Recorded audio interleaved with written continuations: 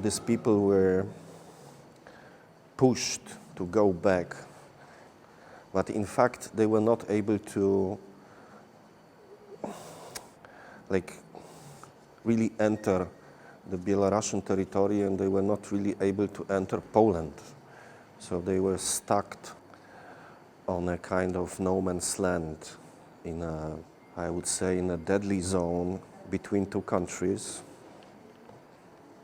where they were suffering from cold weather, rainy weather, wind, and so on. They were almost, and some of them were frozen to death. I mean, this story is not ended. There is no happy end. There is rather a dead end, and a situation, and that this exact migration crisis still continues. But nowadays it's hidden in the shadow of war in Ukraine.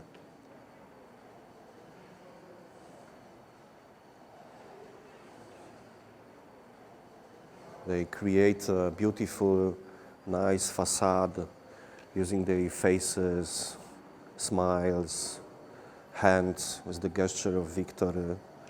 But in fact, they don't care, and some of them are really danger for us. And if we follow the current situation, it's quite clear that we could even present certain names of such a people, like Mr. Putin, for example, or Mr. Kaczynski in Poland, Mr. Orban, and so on and so on. I mean, there is a quite long list of these people, of these monsters, in fact, who create a nice facade, and they use democracy to elevate themselves on the high political level and to keep power.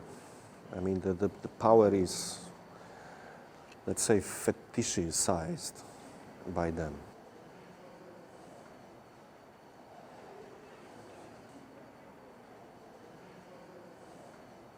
It's based on documentary movies directed and registered by Italian neurologist Vincenzo Neri.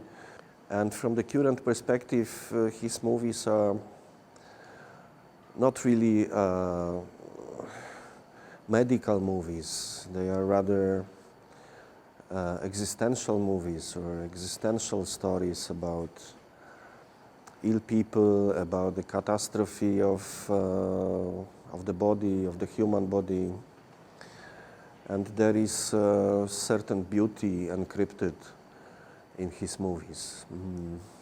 Fortunately, I had an access to the Neri's archive, and I had a chance to watch a significant number of these movies.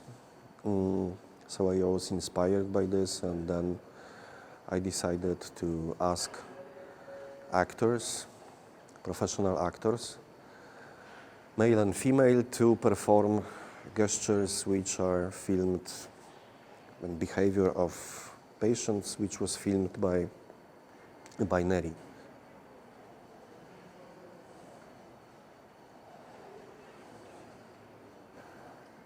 It's not so easy for me to talk about fear, because it's a very private feeling, and it influenced me a lot. So I would say that I went a kind of evolution, my own evolution from, let's say, not feeling, not experiencing fear, to, let's say, being over afraid somehow, to feel really strong fear. And it also changed my, let's say, position as an artist, or my strategy as an artist.